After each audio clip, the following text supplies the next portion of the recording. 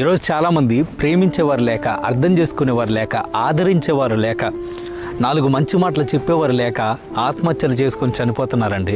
ఊరికే మనుషులు ఆత్మహత్యలు చేసుకొని చనిపోవట్ల, ఆదరణ కరువై, ప్రేమ కరువై, సమాధానం వారికి దూరమై, మనశ్శాంతి వారికి దూరమై వారు ఆత్మహత్యలు చేసుకొని చనిపోతూ ఉన్నారు.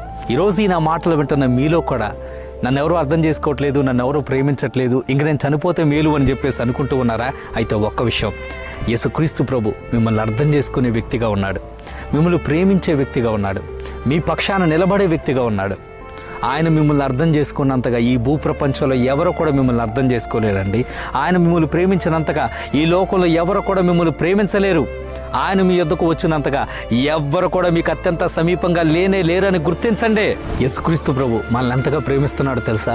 తన ప్రేమను కనపరచడానికే ఆయన మన కోసం సిలువలో మరణించాడండి.